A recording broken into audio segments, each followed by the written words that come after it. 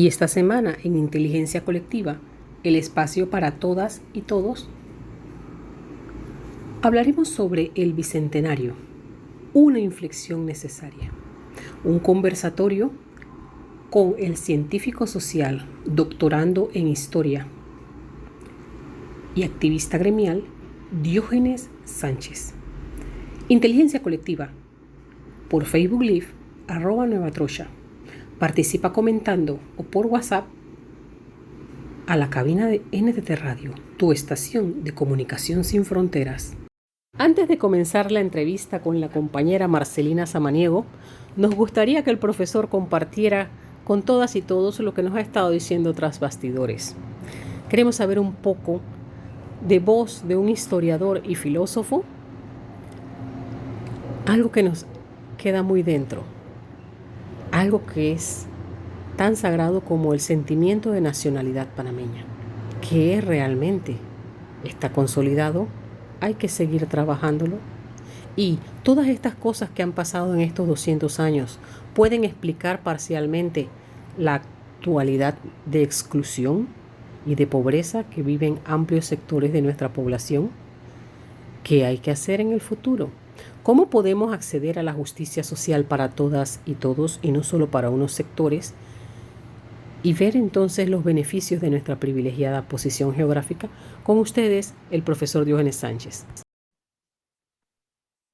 Sí, le decía que precisamente son 200 años de resistencia y son 200 años de construcción y reconstrucción del Estado panameño en función de que Panamá logra un bicentenario todavía no siendo un Estado eh, perfeccionado. Estamos hablando de que Panamá cumple 200 años de independencia de España. Sin embargo, estamos hablando de que es un Estado inconcluso una serie de aristas que no han sido resueltas en el país.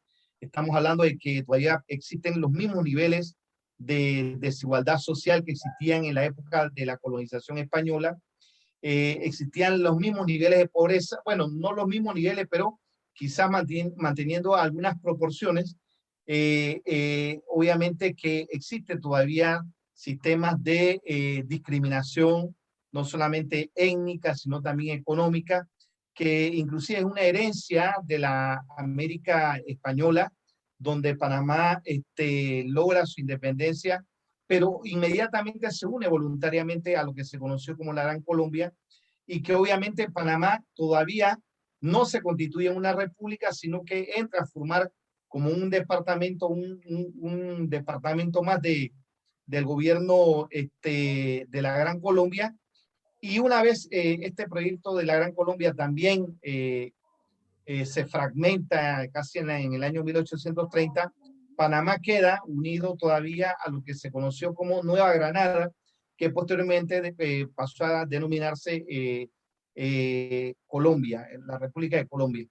Efectivamente, creo que podemos entender a Panamá como una formación, una naciente población que luchaba por tratar de buscar una identidad propia. Si nosotros vemos los estudios de Justa Arosemena, sobre todo en su obra El Estado Federal, vamos a ver de que siempre Panamá giró en torno a construir una identidad que nos diferenciara de lo que era la Gran Colombia, incluyendo, decía Justa Arosemena, que hasta los árboles y la propia naturaleza era diferente de lo que había entre Colombia y Panamá. Obviamente había mucho más de poesía que de una verdad en la fauna y en la flora, pero efectivamente Panamá es una nación que ha tratado de irse construyendo en la medida en que va reescribiendo su propia historia, pero la historia de Panamá es muy interesante, ya que, como usted lo ha manifestado, es uno de los pocos países que tiene dos independencias, y yo todavía me atrevería a decir que todavía nos falta una tercera independencia que a mi juicio se consolida cuando salió el último soldado norteamericano el 31 de diciembre del año 1999. A mi juicio, esa es la tercera y verdadera independencia que hemos logrado como Estado nacional. Sí, profesor. Igualmente, sí, la segunda pregunta tiene que ver con eso, justamente, ¿qué aspecto usted destaca en estos 200 años que ha marcado las luchas por la recuperación de la autodeterminación sobre el territorio panameño? Bueno, sí, mire, en el contexto de lo que se conoce como las ciudades imaginadas, una obra, un concepto muy desarrollado por Benedict Anderson, obviamente que por lo general las naciones se construyen a partir de los estados. Eso ha sido un debate muy contemporáneo de mucha discusión y de mucha euforia, tratar de determinar realmente cuándo se reconstituye la nación panameña. Pero Panamá es una nación en construcción y lo que ha hecho es irse construyendo en el tiempo. Obviamente que dialécticamente ha habido una serie de contradicciones que han avivado las fuerzas nacionalistas de este país.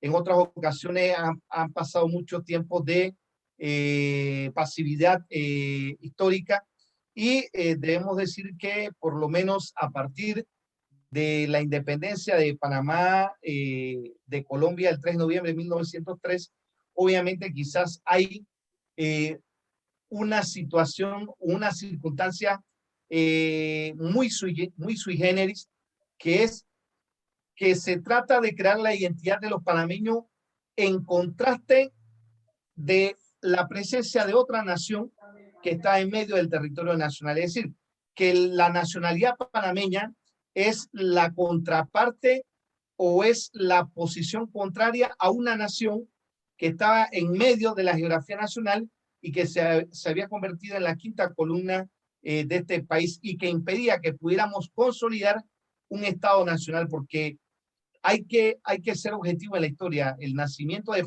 Panamá, el concierto de naciones, surge como una creación de los Estados Unidos, porque con la intervención norteamericana fue que se auspició la independencia el 3 de noviembre de 1903. Y hay que verlo con toda objetividad, sin pasiones en la interpretación histórica, sino que efectivamente la intervención de los Estados Unidos actuando por sus propios intereses, porque no era que los Estados Unidos también estaba actuando como un Estado aliado, como un Estado que tenía algún tipo por decirlo así, de deferencia con Panamá. No, Estados Unidos intervino en la independencia de Panamá porque estaba interesado de que Panamá negociara un tratado con los Estados Unidos, ya que el tratado Herran-Hay había sido rechazado por el Senado colombiano, y al ver rechazado ese tratado que permitía la construcción del Canal de Panamá por parte de los Estados Unidos, entonces los Estados Unidos conspiró contra el gobierno colombiano y, apoyado por la élite dominante panameña, hicieron alianzas en las que coincidieron los intereses de la élite panameña, que estaban interesados en la construcción del canal, y los intereses geopolíticos de los Estados Unidos, que ahora ya no quería negociar con Colombia, sino que quería negociar directamente con Panamá. Entonces la intervención de los Estados Unidos es la que en alguna medida determinó la independencia de Panamá el 3 de noviembre de 1903. A partir de ahí, si bien es cierto, Panamá se instituye como un Estado porque es reconocido por un montón de países en los años sucesivos, permitirá en alguna medida también eh, que un renacer de una nueva visión y sobre todo un nuevo sentimiento nacionalista que irá luchando por tratar de recuperar la plena soberanía del territorio nacional en toda la geografía del país. Y a partir de ahí inicia toda una lucha generacional que, bueno, terminará entonces con la firma de los tratados Torrijos-Carter y finalizará el 31 de diciembre del año 1999. Profesor, todo este devenir histórico que hemos tenido, primero de 200 años de que se va a conmemorar ahora el 28 de noviembre de coloniaje español, luego esta unión, los intentos separatistas y esta unión a Colombia, todo esto parece ser que en la identidad del panameño todavía, y usted lo acaba de mencionar, todavía no está claro o hemos demorado mucho en obtener una identidad, un ser panameño. piensa que con la devolución del canal en el 99, ya podemos decir que tenemos una identidad consolidada en este país? Mire, la pregunta es bastante compleja en la medida en que eh, me atrevería a decir, y esto puede ser bastante debatible, de que lo que hemos logrado con la evolución del Canal de Panamá quizás es el perfeccionamiento del Estado panameño, ya que ahora el Estado panameño adquiere plena soberanía sobre todo su territorio nacional. Debemos recordar que todo el siglo XX Panamá prácticamente fue una nación ocupada. Prueba de ello fue la invasión del 20 de diciembre de 1989. Sin embargo, la consolidación de ese Estado nacional no necesariamente implica la construcción de la nación panameña. Yo me atrevería a decir que no existe una nación panameña, yo me atrevería a decir que hay varias naciones panameñas, porque también podemos decir de que hay etnias que en alguna medida una se siente más identificada con lo que es el Estado panameño y con la nación panameña, pero hay otras que guardan mayor resistencia y debemos también reconocer las minorías étnicas que tienen su propia identidad, que tienen su propia idiosincrasia, que tienen su propia cultura, que tienen su propia antropología y sus costumbres. Por ejemplo, por lo menos los Emberá-Gunán, los Kuna, los Nobe, los Buglé, es decir, hay un conjunto de etnias que están dentro de un territorio nacional, pero habría que también discutir si todos ellos forman parte de una sola nación panameña. Podemos hablar de que formamos parte de un solo territorio nacional, que formamos todos parte de una sola bandera y de un solo Estado nacional, pero lo que no me puedo todavía, no me atrevo todavía a afirmar, es que todos ellos se reconozcan como una sola nación, es decir, que todos abandonen su propia historia, sus propias culturas, sus propias tradiciones, porque creo de que Panamá es un país multicultural, multiétnico y en consecuencia es un país que tiene varias naciones. Obviamente habrán grupos humanos mucho más numerosos que otros, pero también habría que reconocer y respetar la identidad que tienen estas minorías étnicas y que también tienen su propia razón de ser, que también tienen su propia existencia y que también tienen su propia como visión del mundo y cómo debe ser su cultura. Entonces, podemos hablar de un Estado quizás que se ha consolidado el 31 de diciembre del año 1999, pero creo que el concepto de nación todavía es un concepto que está en proceso de recomposición constantemente, dialécticamente, y yo me atrevería a hablar en este momento de varias naciones panameñas que obviamente se arropan bajo una sola bandera y bajo un solo Estado nacional, pero con diferencias étnicas, diferencias culturales que le hacen tener su propia identidad. Sí, claro, desde que nosotros somos república y Estado, tenemos una constitución, pero en la constitución de nosotros no aparece esa reafirmación que usted está denotando en este momento. Por eso es que algunas naciones, producto de los migrantes que han habido también, los pueblos originarios conservan su costumbre, su cultura, pero que eso tampoco se ve en nuestro ordenamiento jurídico. Y voy más allá, tampoco se logra como llevar a la educación nacional. ¿Estamos de acuerdo con eso? Sí, mire, hay que hacerle justicia a los que inclusive estuvieron antes que nosotros, que el proceso de mestizaje que se dio en Panamá. Por ejemplo, ¿cómo nosotros valoramos, por ejemplo, el alcance de que en Panamá hubo etnias que desaparecieron de nuestro país? Como por ejemplo los Cuevas en el Darién, o como por ejemplo los Coclé, allá en el área de la provincia de Coclé exactamente. ¿Cómo esos grupos humanos o esos grupos étnicos desaparecieron producto de lo que fue el proceso de conquista española que se inició con la llegada de los españoles aquí a Panamá, y que prácticamente significó la extinción de algunos grupos humanos que estaban asentados antes de que se diera el proceso de mestizaje. Y prueba de ello es que los Cuevas desaparecieron del Darién y los Coclé también desaparecieron del área de Coclé, y fueron grupos humanos que estuvieron antes del proceso de colonización. Entonces, por eso es que yo me atrevería a decir de que es difícil realmente hablar de la nación panameña si no reconocemos precisamente que hay grupos culturales que existieron antes de la llegada de los españoles, y grupos que todavía hoy, a pesar de que han sido marginados socialmente, a pesar de que han sido marginados económicamente y geográficamente, existen y luchan por su identidad propia, luchan por mantener sus costumbres, luchan por mantener su cultura, por mantener su gastronomía y su propia vestimenta. Es decir, yo creo que es necesario reconocer que Panamá sigue siendo, desde la llegada de los españoles, un país multicultural y multiétnico. Y yo creo que la riqueza del Estado panameño se ve precisamente alimentado por esta multiplicidad de etnias que enriquecen la cultura nacional. Sí, gracias por eso, porque es importante como que ubicarnos también en ese aspecto en estos 200 años. Otra pregunta que yo tenía para usted es que nos sitúe en estos 200 años los principales momentos de lucha por los derechos sociales. ¿Cuándo comienzan grupos de ciudadanos o población a luchar por los derechos sociales, y nos ubica así algunos momentos históricos en esas luchas?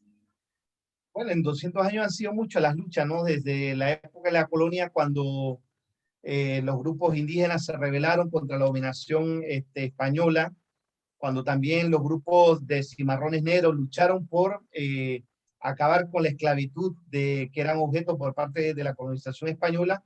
Desde el momento mismo también que nos fuimos a un departamento de Colombia, todas las luchas que se dieron, como el incidente de la taja de sandía, posteriormente, después que nos independizamos de Colombia, toda una serie de luchas, sobre todo ya en el siglo XX, cuando nos constituimos como un Estado inconcluso, porque siempre he hablado de un Estado inconcluso. A partir del siglo XX se inician lo que es la reivindicación de una serie de derechos sociales, como por ejemplo el derecho al voto a la mujer, el derecho que se reconozca el poder, la posibilidad de que los sindicatos puedan agremiarse a partir de la década del 20, a partir de la década del 30, a partir de la década del 40. Las luchas de, por ejemplo, de mujeres importantes en la historia panameña, como Clara González, Sara Sotillo, que comenzaron a exigir la igualdad de las mujeres.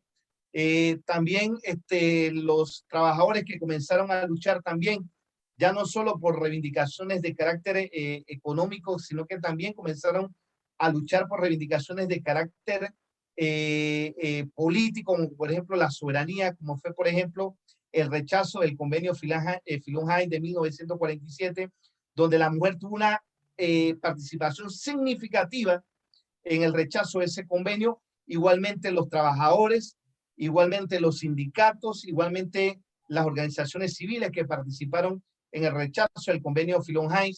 Y ya posteriormente, en la década del 50, cuando se dio, por ejemplo, las luchas contra lo que tiene que ver la Operación Soberanía, la siembra de bandera en el 59, y quizás el punto fulminante de toda esta serie de conquistas fueron los hechos del 9 de enero de 1964, que son así, por decirlo así, el punto más álgido, el punto de la cúspide de la lucha del nacionalismo panameño, que no solamente incorpora elementos de carácter de soberanía, de carácter político, sino que ya desde la década del 50 y de la década del 60 se exigía una serie de derechos, como por ejemplo, en la década del 50 los estudiantes se manifestaron contra el gobierno militar de José Antonio Remón Cantera y contra el gobierno de Ricardo Adolfo de la Guardia, y la consigna era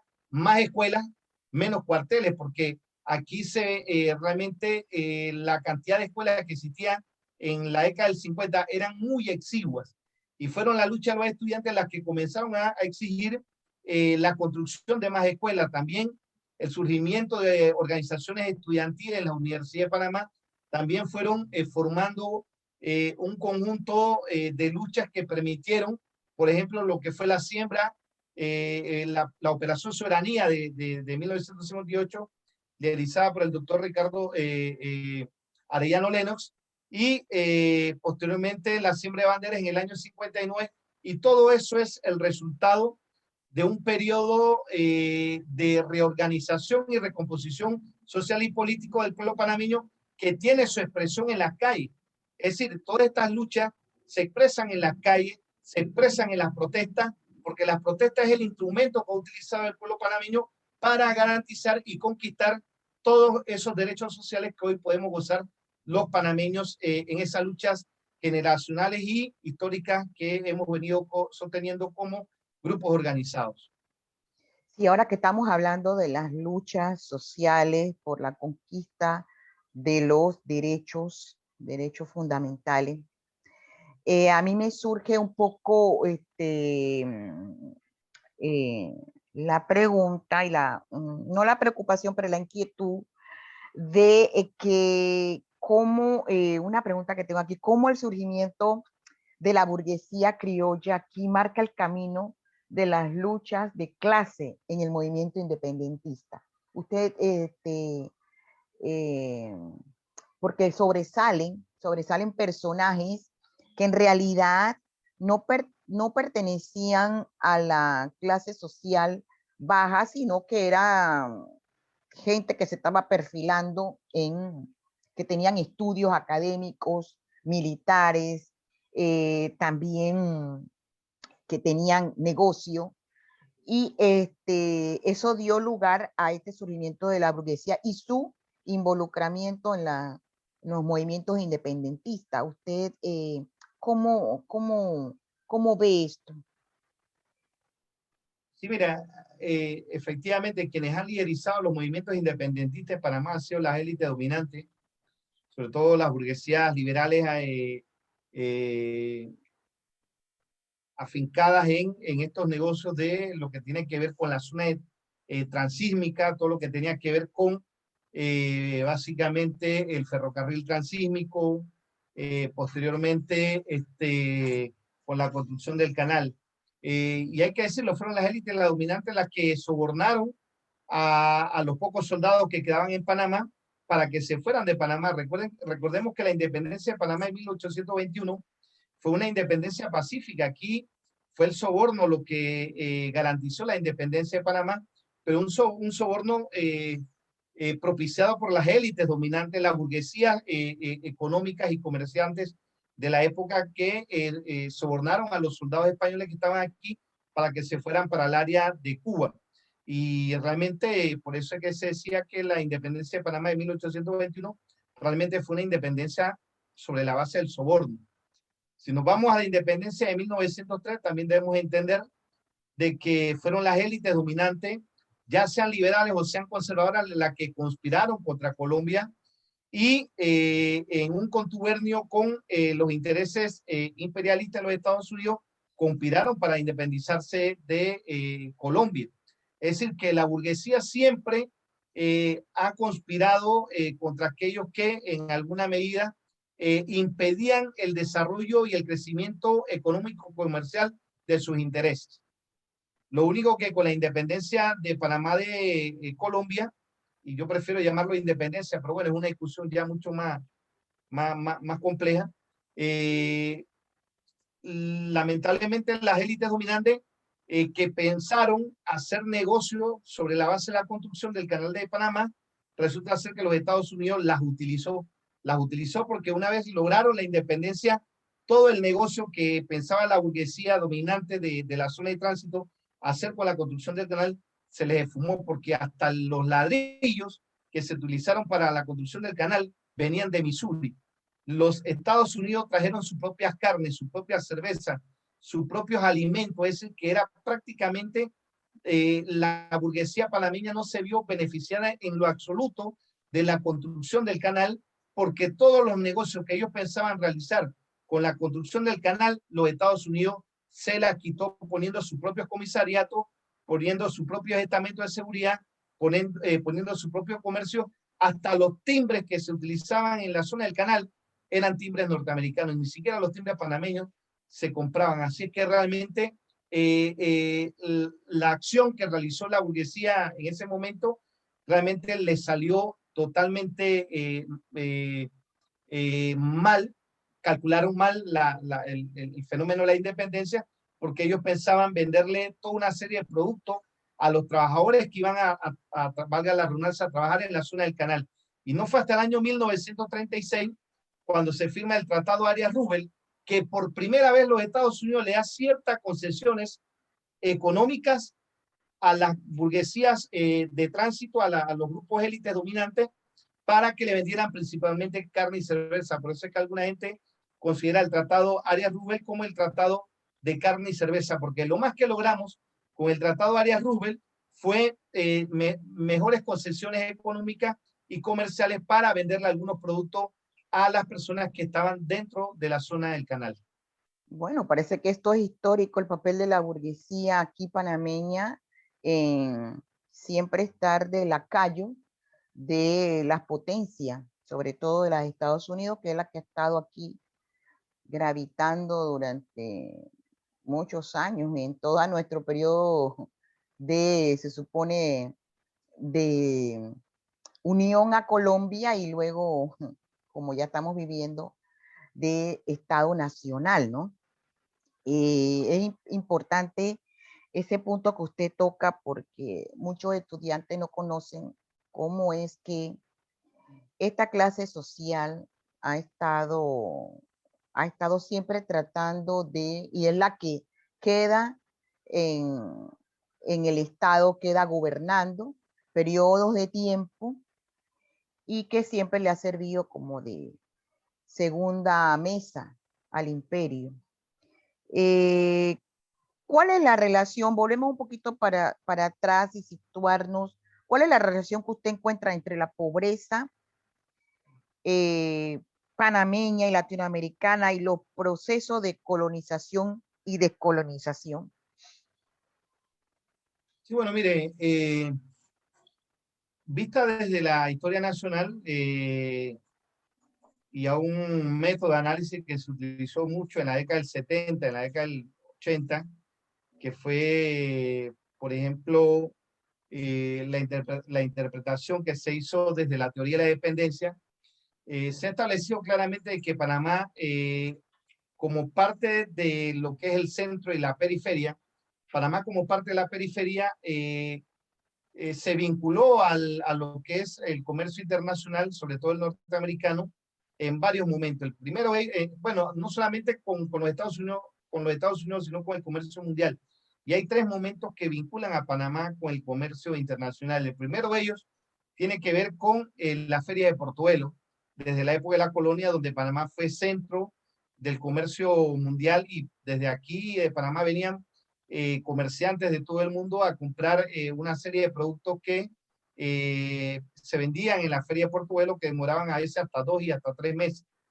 El segundo gran momento de articulación de Panamá a la economía mundial tiene que ver precisamente con la construcción del ferrocarril transísmico, cuando se descubren los yacimientos de oro de California, y todo ese oro de California tiene que llegar a la costa este de los Estados Unidos, y pasó por Panamá con la construcción del ferrocarril que facilitó el tránsito de gran parte de ese oro por el Istmo de Panamá.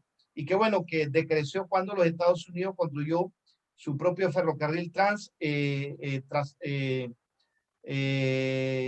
transatlántico y que sepultó prácticamente al ferrocarril transísmico. Y el tercer momento en que Panamá se articula a la economía mundial tiene que ver precisamente con la construcción del Canal de Panamá, que es la obra que está vigente hasta el día de hoy y que hoy día absorbe el 6% del comercio mundial, y son los momentos, por decirlo así, importantes en la cual la economía panameña o el país ha servido como zona de tránsito. Quizás esa visión transitista de Panamá ha sido un poco reduccionista y creo que las políticas públicas en materia económicas han priorizado esta modalidad transitista y hemos desarrollado muy poco otras partes de la economía nacional, como tiene que ver el sector primario, que tiene que ver con el sector agrícola, o hemos descuidado mucho, por ejemplo, el sector industrial, que es el sector secundario de la economía, y hemos ponderado, a mi juicio, excesivamente el sector terciario, que tiene que ver con el comercio y el turismo y todo esto, ¿no? Realmente en ese sentido.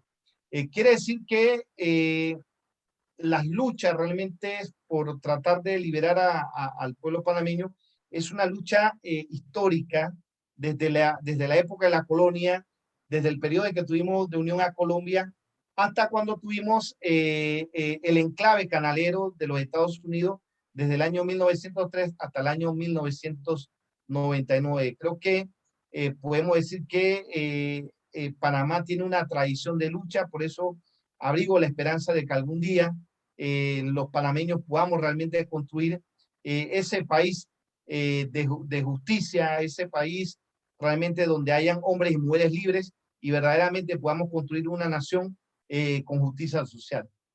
Claro que sí, profesor. Bueno, pues hay algunos aspectos que me interesan. Bueno, la doctora Galia, cuando conversábamos sobre las preguntas para hacerle aquí, y no se me puede olvidar, es hablar del papel de Simón Bolívar, profesor. A ver, sobre su proyección, su sueño con respecto a Panamá, ya siendo parte de una gran nación como la Gran Colombia. A veces sueño quedó como mutilado. En ese tiempo estaba surgiendo, entiendo, también el imperio norteamericano. Ya él lo estaba viendo.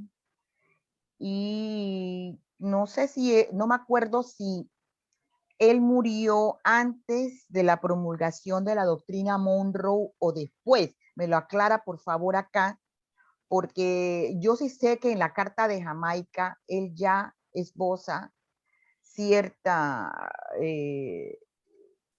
cierta idea de lo que podría ser, podría convertirse en los Estados Unidos para nosotros, ¿no? Un papel que pudiera jugar Estados Unidos sobre nuestra independencia. Pero ahorita me gustaría conocer un poco desde su perspectiva y de su conocimiento, ¿cómo usted cree que Simón Bolívar se quedó en un sueño con respecto a Panamá y Latinoamérica de constituirnos una gran nación? ¿O usted cree que ahorita en el siglo XXI hay países que están caminando hacia hacia esa idea de Simón Bolívar? Bueno, mire, hay que reconocer que los Estados Unidos en primera instancia dio lo que se conoció como la doctrina del destino manifiesto, donde ellos creían que ya habían sido elegidos por la providencia para llevar la civilización, llevar la paz y llevar el progreso a las naciones de lo que ellos posteriormente denominaron su patrio trasero, que era América Latina. Y junto con la doctrina Monroe, efectivamente desarrolló toda una especie de ideología dominante dentro de los Estados Unidos. Simón Bolívar, previendo toda esta política imperialista de los Estados Unidos, soñó por construir la patria grande o la gran nación hispanoamericana, sueño que lamentablemente no pudo consumarse porque el Congreso Anfictiónico de 1826 en Panamá realmente no tuvo el éxito que se esperaba, pero ya desde el año 1815, como usted bien lo manifiesta en la Carta de Jamaica, Simón Bolívar planteaba de que inclusive Panamá podría ser la capital de esta gran nación hispanoamericana y que él después denominó que Panamá sería para Hispanoamérica lo que el Corinto sería para los griegos. Entonces, obviamente, Simón Bolívar tuvo esa visión, a mi juicio futurista, de poder construir una nación que realmente fuera fuerte, grande y pudiera contrarrestar el imperialismo norteamericano. Sin embargo, eso no se consumó y realmente muchos de estos procesos integracionistas que se dieron tanto en Sudamérica como fueron los países del Río de la Plata, como lo fue, por ejemplo, las naciones, las Provincias Unidas de Centroamérica, como lo fue también otros proyectos latinoamericanos que lamentablemente no se consolidaron. El proyecto de la Gran Colombia también se fragmentó al final. Nueva Granada, que posteriormente pasó a llamarse Colombia, Venezuela y Ecuador y Panamá se fragmentaron cada uno por su lado. Panamá sí se mantuvo unido a Nueva Granada en su momento, pero todos estos procesos integracionistas lamentablemente fracasaron. ¿Qué perspectivas hoy?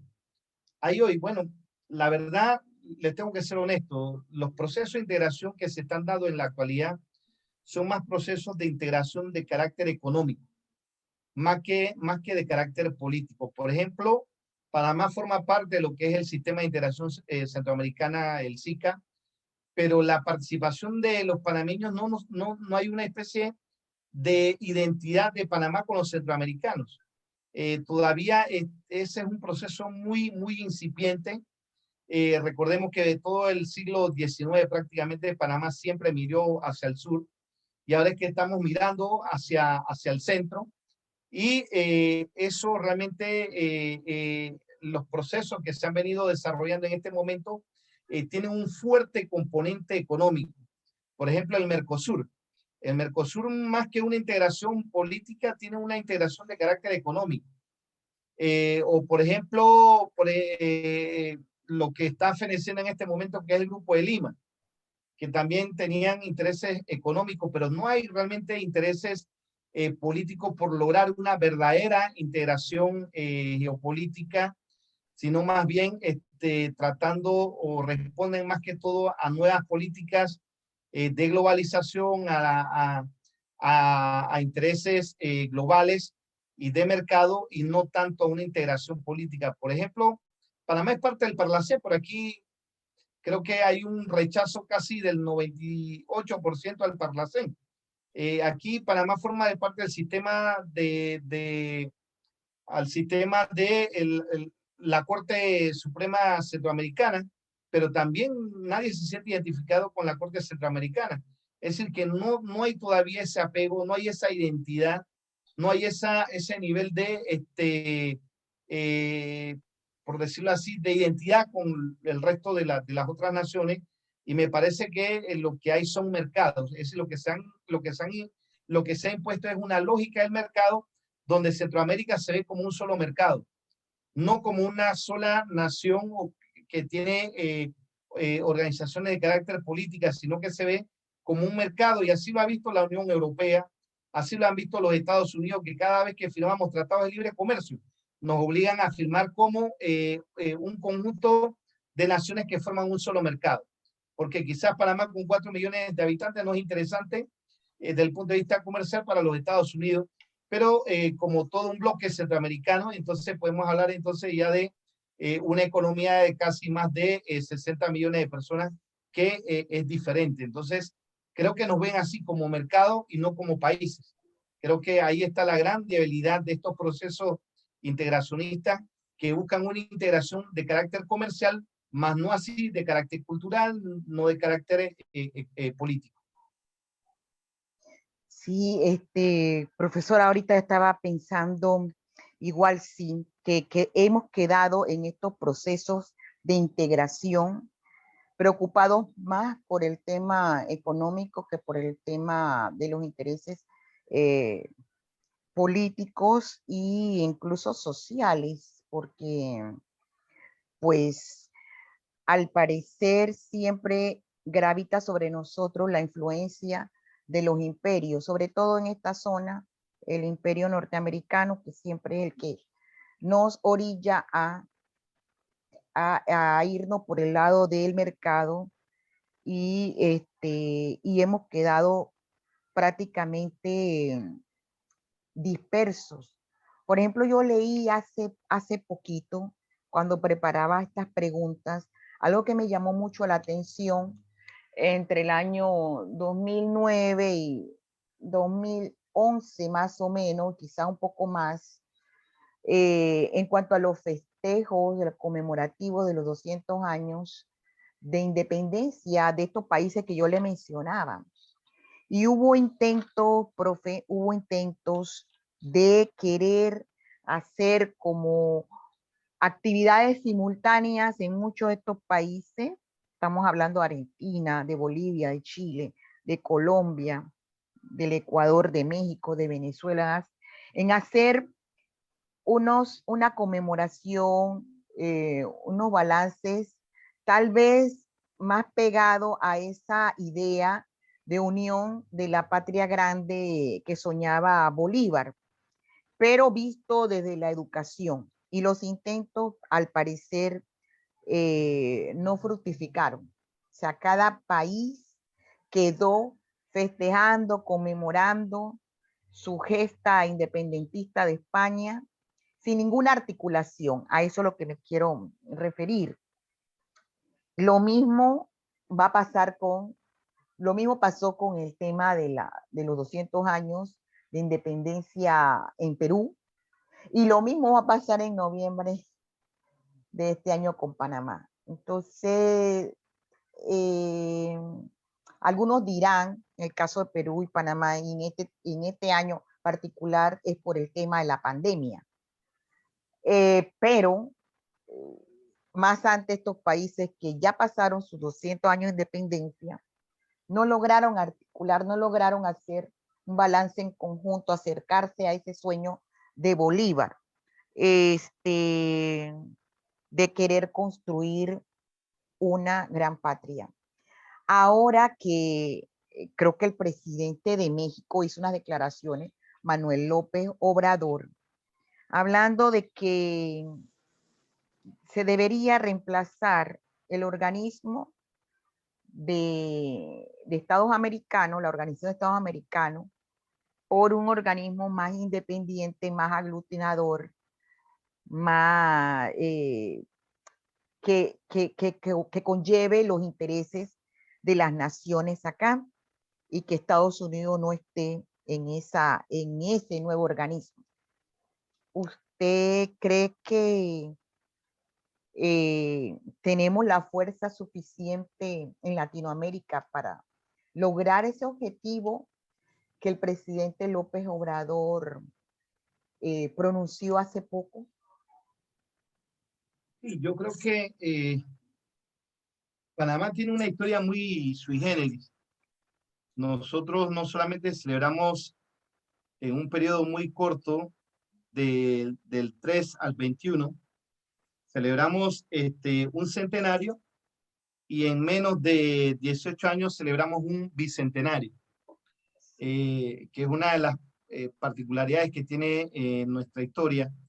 En ese sentido, yo creo que efectivamente yo soy uno de los que creo de la urgente necesidad de consolidar procesos integracionistas sobre la base del respeto de las naciones, respetando la cultura, respetando las leyes de cada nación, pero teniendo en cuenta de que en un mundo globalizado, porque el fenómeno de la globalización no lo podemos eludir, es un hecho real, el sistema de globalización, pero haciéndolo sobre nuevos principios, sobre principios distintos, sobre la base del respeto, la cooperación, más que la mercantilización, la cooperación que deben tener los distintos países, que permiten realmente entrelazar vínculos mucho más fuertes que solamente vínculos comerciales. Nosotros sabemos que constantemente hay reclamos comerciales porque las élites dominantes no tienen patria, ellas solamente se mueven con la lógica del dinero, con la lógica de la ganancia, y muchas de ellas ni siquiera actúan con un sentimiento patriótico. Entonces, efectivamente, esa situación nos pone en un proceso de integración muy fragmentario. Formalmente nosotros somos parte de la OEA, pero la OEA es un mecanismo, prácticamente un instrumento de manipulación, de persecución y de intervención que tienen los Estados Unidos en el continente americano.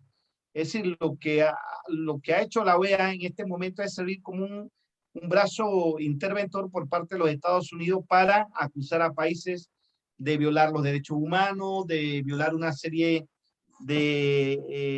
por ejemplo, de legislaciones. Sin embargo, nosotros vemos que hay muchos países donde asesinan personas, donde matan personas, pero como son estados aliados directos de los Estados Unidos, la OEA no dice una sola palabra, solamente tenemos que ver el caso de lo que ocurrió en Colombia, casi más de 2 meses de protesta, casi 50 muertos, y la OEA no dijo absolutamente nada. Y cuando hay una protesta en un... Amigas y amigos, lamentablemente durante la respuesta del profesor Diogenes Sánchez hubo un congelamiento de la imagen, justamente cuando hablaba de la OEA como instrumento o brazo ejecutor de los Estados Unidos. Recordemos, también es historia patria, que en 1964 Panamá fue condenada a pagar por los daños económicos que se produjo a las propiedades americanas debido al enardecimiento de la población ante el asesinato de los jóvenes mártires del 9, 10 y 11 de enero. Estas son cosas que lo ponen a pensar a uno y bueno, veamos lo que dice Marcelina. Parece que se nos ha congelado el internet justamente cuando estamos hablando de un tema tan importante como es el papel de la OEA, que se supone debe ser para integrar a los países de la región, para potenciar la cooperación, la amistad. Y vemos que no es así. Y por eso es que el presidente Andrés López Obrador ha estado pronunciándose sobre la construcción de un nuevo sistema de integración de las naciones en América Latina. Bueno, tenemos un problema con que se nos fue en el momento al profesor Diógenes Sánchez. Veremos si podemos tratar de localizarlo en algún momento. Vamos a esperar un rato a que se conecte nuevamente. Voy a estar esperando acá. Espero que sí, para los minutos finales del programa Inteligencia Colectiva. Les recuerdo a los que nos estarán viendo el jueves que Inteligencia Colectiva tiene un correo electrónico, inteligencia colectiva pegado @outlook.es. Ahí nos pueden mandar sus mensajes por correo electrónico. También tenemos un número de teléfono que vamos a colocar en el cintillo que siempre ponemos cuando pasamos el programa, y a mí siempre se me olvida con el tema del que es, bueno, ahora ya sí lo tengo, 6017-6498, y vuelvo y repito, 6017-6498, en donde ustedes pueden poner, funciona por WhatsApp, pueden poner sus comentarios en relación a el tema que estamos viendo hoy, que son los 200 años de independencia y todas las implicaciones que ha ocasionado aquí en nuestro país y en los países de América Latina. Entonces, lastimosamente estamos esperando vamos a esperar un poco más que venga el profesor Diógenes Sánchez. Espero que se pueda comunicar para despedirnos de él prontamente. Pero justamente se va en el momento en que estamos haciendo una pregunta clave y una respuesta que nos da el profesor Sánchez. Así que nada es casualidad. Señores, nada es casualidad. Bienvenido, profesor. Creo que ya estamos acá. Qué bueno. profesor, que yo hacía algunos comentarios. Vamos a esperar que llegue. Sí, qué bueno, profesor. Profesor, yo hacía unos comentarios justamente cuando estamos hablando de esta nueva idea que surge del presidente Manuel López Obrador, de un nuevo sistema de naciones en donde impere lo que usted está reafirmando, el respeto a las naciones, a la cultura, a la cooperación y a la independencia de nuestros países. Y se nos va el internet. No, nada de es casualidad. Nada, esto es casualidad. Y sigamos. Tiene sí.